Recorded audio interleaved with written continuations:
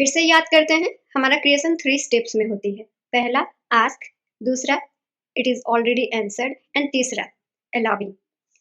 देखिए ये जो 3 प्रोसेस है, ये 3 प्रोसेस हमारे टोटल फिजिकल वर्ल्ड को क्रिएट करती है। यानी कि आस्क कौन करेगा, हम ही करेंगे, अलाउ कौन करेगा, हम ही करेंगे, और जो आंसर देने वाली बात है वो यूनिवर्स की है, वो हमारा काम नहीं है। तो क्रिएशन किससे होती है? हम ही से ही होती है। फिर से याद कीजिए, यू आर द क्रिएटर। ठीक है, तो आपका काम यहाँ पर क्या है? सिर्फ और सिर्फ आस्क एंड अलाउइंग। यानी कि आप पहले क्लियर हो जाइए कि आपको क्या चाहिए। दूसरा काम आपका ये है कि आप हमेशा अलाउइंग के मोड में रहिए।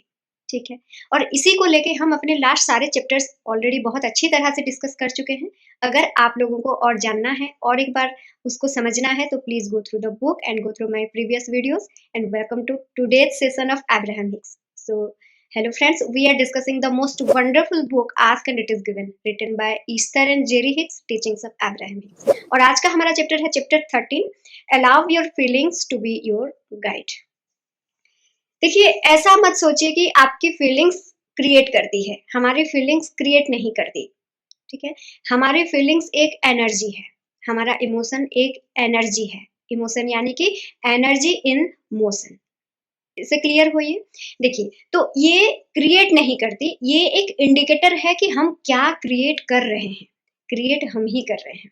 ठीक है, तो अगर हम अपनी चाहत को लेकर, हम हमारी जो भी इच्छा है, हमारी डिजायर को लेके अगर हम अच्छा फील कर रहे हैं, यानी कि हम अलाउइंग के मोड में हैं।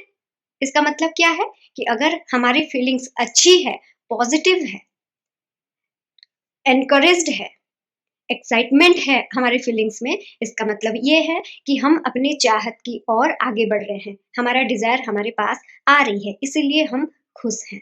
लेकिन अगर हमारी फीलिंग्स गलत दिशा में जा रही है, हम अच्छा फील नहीं कर रहे हैं, एंसियस हैं, डिप्रेस्ड हैं, बहुत मंदा मंदा फील हो रहा है, तो इसका मतलब ये है कि हम सब अपने अलावे के ओपोजिट डायरेक्शन में जा रहे हैं। So simple.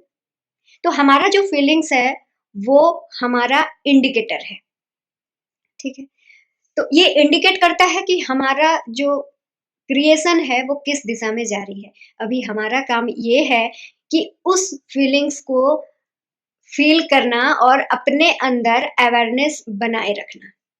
देखिए हर किसी को फील होता है, लेकिन हर कोई अपने थॉट को क्यों नहीं कंट्रोल कर सकता, हर कोई अपने हिसाब से क्यों नहीं क्रिएट कर सकता। क्यों? क्योंकि हमें फील तो होता है, पर हम अपनी फीलिंग्स को लेके अवेयर नहीं होते।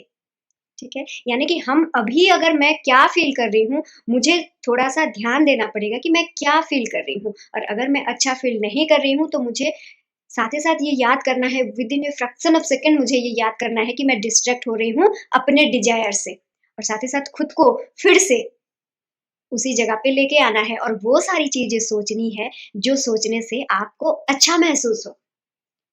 ठीक है, जैसे हमने मोटापा की एग्जांपल दी थी।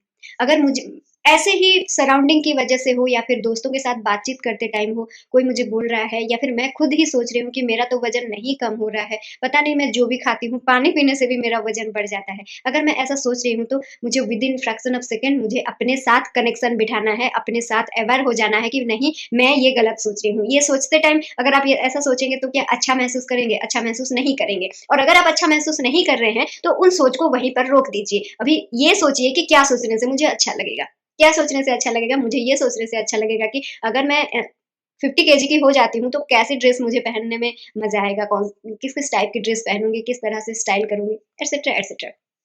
जब आप ये सारी चीजें सोचना शुरू करते हैं तो आपको अच्छा महसूस होने लगता है। इसका मतलब क्या है कि आप अलाउइंग के मोड में आ जाते हैं। देखिए ये एक प्रोसेस है, इससे फ्रस्ट्रेटेड मत होइए। ठीक है, ये चीज करने में आपको टाइम लगेगा, हम भी प्रैक्टिस में हैं, आप भी प्रैक्टिस कीजिए।